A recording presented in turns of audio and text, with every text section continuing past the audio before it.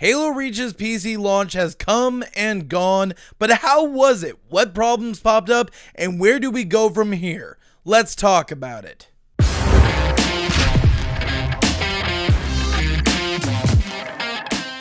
Hey everyone, GamerJlee here, and this past week has been pretty good with the launch of Halo Reach on PC and being added to the MCC on Xbox One. But first off, I want to say thank you to everyone who came to the 12-hour live stream last week. It was fun, amazing, and honestly one of my favorite live streams I've done so far on Mixer. And if you so happen to want to come to one of these live streams, you can do so by clicking the link down in the description box below, mixer.com/GamerJlee, where I stream every week, Sunday through Tuesday, 6 o'clock p.m. PST to 9 o'clock p.m. PST.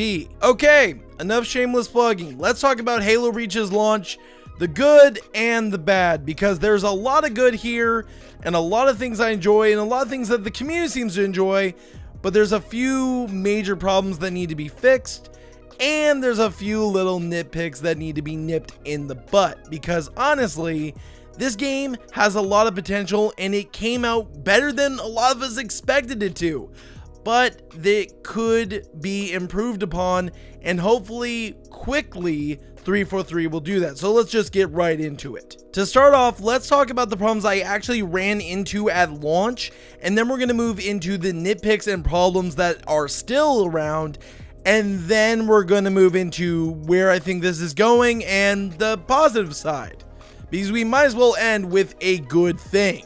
Now, even though for me, for the most part, Halo Reach's launch went smoothly, we did run into quite a few issues, and these aren't just my issues, but other people's issues that they ran into throughout the day. So first of all, this is one that I ran into: trouble adding friends to lobbies. Yes, this was something that we ran into about hour 2 or 3 of the stream, where I would try and add a friend to the lobby, and it would just say, lobby not joinable, over and over again, and they weren't able to join me for about 15 minutes to an hour, it seemed like. It seemed to be a problem that lasted for a while and then seemed to have corrected itself. Another issue we ran into is trouble finding players while matchmaking with friends. Matchmaking would just stutter and take about 5 to 10 minutes to find an actual match. Now, this seems to be fixed, and there seems to also be a workaround with this by turning off relays, which we will talk about later in the bigger issues. But that seems to be one that a lot of people ran into. Another one was input lag while doing co-op online is still a problem. And my God, it is 2019. How is there still this much lag in a co-op? How is there this much lag in co-op campaign? I'm actually asking this, because this has been a problem since Halo 3 and has gone forward. It's improved, it's gone better in some places, but this is still a problem in 2019. And you have tons of games who have done this perfectly, but this is still a problem in Halo. This is not acceptable, and this is one of the things that still is a problem, but it was one that we ran into at launch. This is actually an issue that some people ran into at launch that some people didn't. I didn't personally run into this. Audio issues of either being too loud or too quiet or receiving a buzzing noise. This to me is kind of weird, because I never ran into this issue, but I got tons of complaints from viewers or people in my lobby that they were getting this issue. Maybe it's because I adjusted my sound settings and some of these guys were playing on the default sound settings, but I don't know. I never really experienced this. It just seemed weird to me that people were saying this, and I couldn't seem to find any kind of viable info about how people were getting this issue. Moving on to some Xbox issues, the game had a 42 gigabyte update for the launch. Now, for example, when it came to Reach on PC, it was only 15 gigs. Not that bad, but a 42 gigabyte update for one game. Well, that's not exactly true, because you basically had to reinstall the entire game almost. And the worst part is a lot of these players, when installing it, got their internet bottlenecked through Xbox's store, and it took forever for the download to finish. I had people throughout the stream coming in and out of my stream chat saying, hey man, I'm back, just checking on how you guys are doing. I'm still waiting for this thing to download, and we're on hour 10. I'll see you guys in 2 hours. And by hour 12, I had some people just finishing their updates and getting onto Xbox Live to actually enjoy the update. That was totally not acceptable, and honestly, I think it killed a lot of people's excitement for the launch. I'm just saying. Another thing that happened was for about an hour, people weren't able to enter matchmaking. I had people coming into my chat and saying, hey, I just want to see how you guys are doing. We can't get into matchmaking. Nothing's working. Like, we can't get in, and it's been about 30 minutes to 45 minutes, and by the time it was fixed, it was an hour. So, honestly, those were two major issues that plagued the Xbox launch, and I'm extremely sorry that you guys had to deal with that.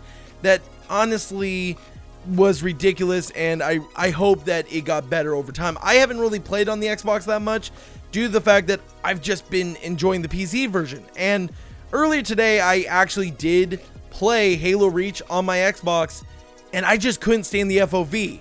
That scrunched up tunnel vision FOV is disgusting to me now, and I almost couldn't play. And I noticed that I was playing actually worse than I ever played on the Xbox because of that, because it just didn't feel natural anymore. But let's talk about the nitpicks and ongoing issues that are still plaguing the game that need to be changed immediately, because I want to see this game succeed. And the launch overall was successful, solid, and has been going strong ever since. But the big problem is there's still some issues that are holding this game back and holding back the potential that I've been talking about over the past couple of weeks. Now, first of all, this one has been brought up in a previous video, but it is true. The voice chat and text chat are hardbound to keys V and J. Why is this a thing? Every other key in the game is customizable, adjustable, so on and so forth. Why are these locked to these particular keys? Why is this not changeable? This needs to change immediately, because honestly, it's not comfortable to try and hit V while you're also trying to talk to your teammates and focus on fighting when you're trying to do callouts. It's annoying, it's unacceptable, and it needs to change. Another thing is, there is no push to talk chat on controller. I've got friends that are coming over to PC, but they're starting off with controller, and they can't even use voice chat because they can't use push to talk. There's no way to do it for them. So what they have to do is move their left hand off, hit V, talk, and then guess what? That loses the support of the controller and drops the input. So then they have to get back on their controller and try and focus on shooting, and they can't make callouts between fights. It's ridiculous. I play with Helljumper and he plays on controller because he's just getting used to Halo on keyboard and mouse, and he can't even do push to talk.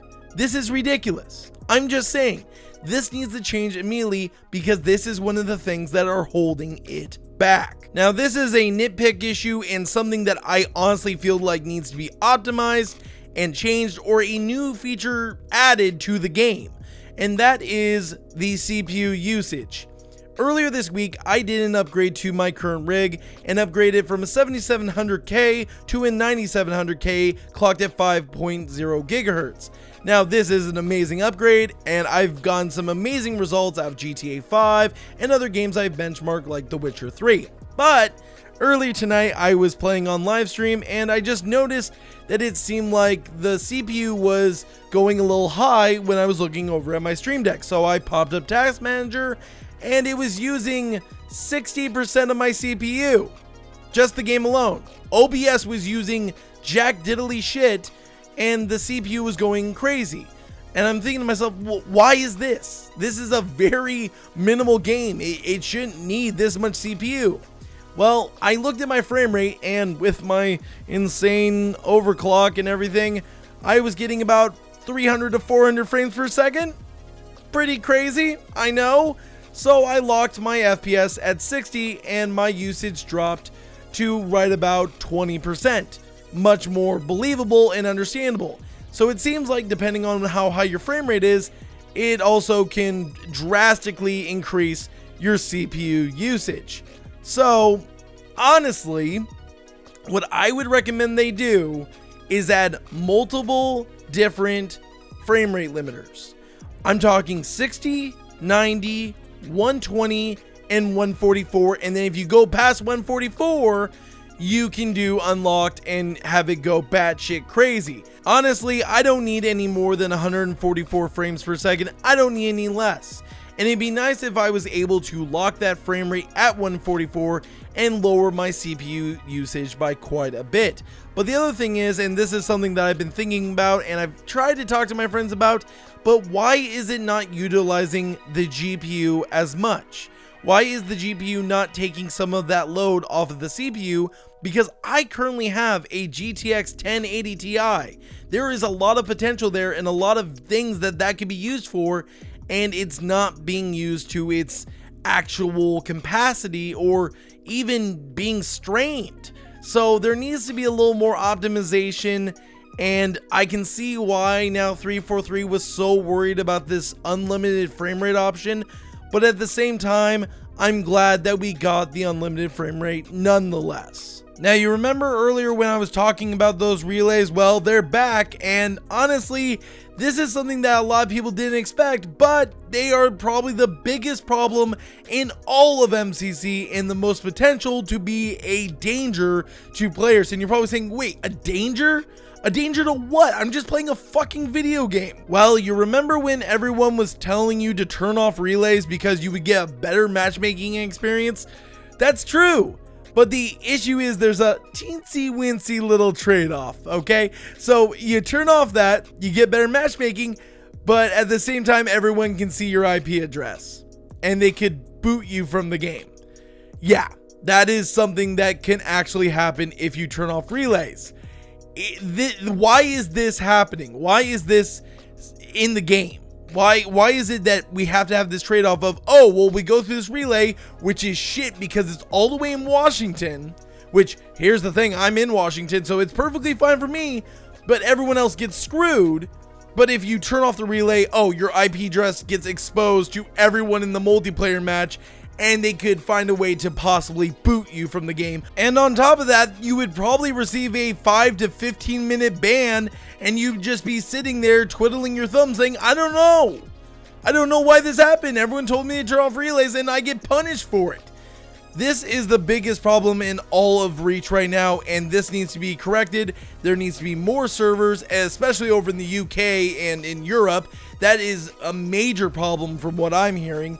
And honestly, I'm having fun, but why? Why are these tiny little issues being turned bigger than they need to be? Why is it that we have these relays that can cause more problems and cause more damage than they are good?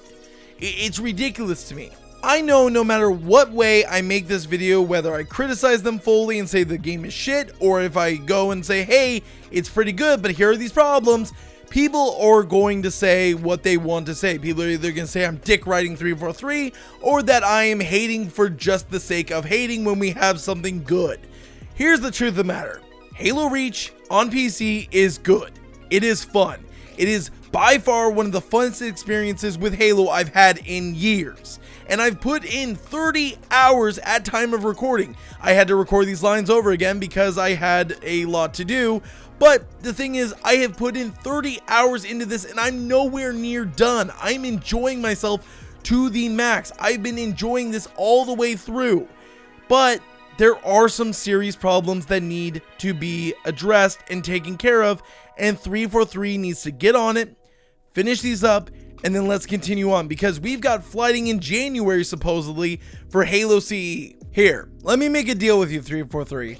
How about we focus on Reach, making this the best experience we possibly can, clean up these small little issues, and then we move on to Halo CE's flighting, because honestly, you're doing good, but it could always be better. And there's quite a few complaints out there coming from a lot of different YouTubers. And here's what I honestly suggest. Whether you are a YouTuber, a streamer, or just a player, let your voice be heard. Make your videos, get your points across, and explain the reasons of why these issues are important to you. We need to get these points across, because if we don't, there will never be improvement on the PC version or even the Xbox version. So try and honestly be objective, be honest, and give constructive criticisms so we can actually see some progression and some improvement within the MCC. This is a great start with Reach. I'm not gonna lie. That's my personal opinion. If you disagree, that's perfectly fine. I can't make you think otherwise. I can't change your mind. The only person that can do that is you, and I can only just give you my opinion, and you can base it off of that, whatever you need to do. But honestly, guys, I enjoy Halo Reach on PC.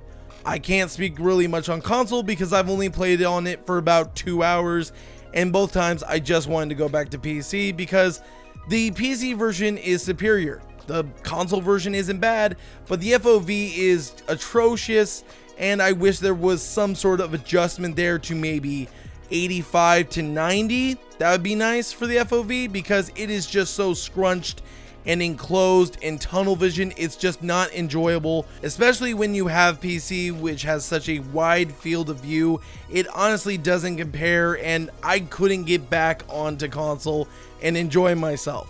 I told you guys whenever this was originally being started that I might make the switch fully to PC and not come back to console, but I'm still trying to make the effort to hang out with my friends on console that haven't made that transition, and I do care about the viewers and hanging out with them. I hang out with you guys every week on live stream, and it's been a lot of fun. The communication and discussions in the stream chats have been great, and I want to continue that and continue those discussions all the way up to infinite, and we'll have to see where that goes. But those are just my thoughts and my opinion, but what is yours? Let me know down in the comment section down below.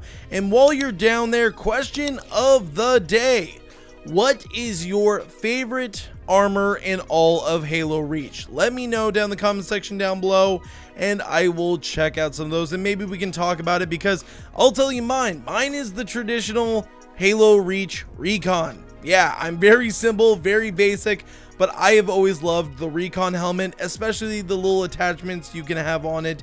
It's always looked good to me, and I personally enjoy that the most. But let me know what yours is down in the comment section down below. And while you're down there, you can follow me on Twitter for daily updates about my streaming schedule and things I am doing and when videos are coming out. You can follow me on Instagram for funny live stream clips and fails and other weird funny pictures. You can follow me on Mixer for live streams Sunday through Tuesday, 6 o'clock p.m. PST every single week. We try and stay consistent. If there's anything that ever comes up, hey, you got Twitter. There you go. That's where you can find out all your information. And I might even put it in the channel community tab, whatever you want to call it. So thank you guys for watching. I appreciate it. Thank you for hanging through this. And thank you for being patient on how long it took for me to make this video, because it has been extremely busy. But as always, GamerJlee signing out.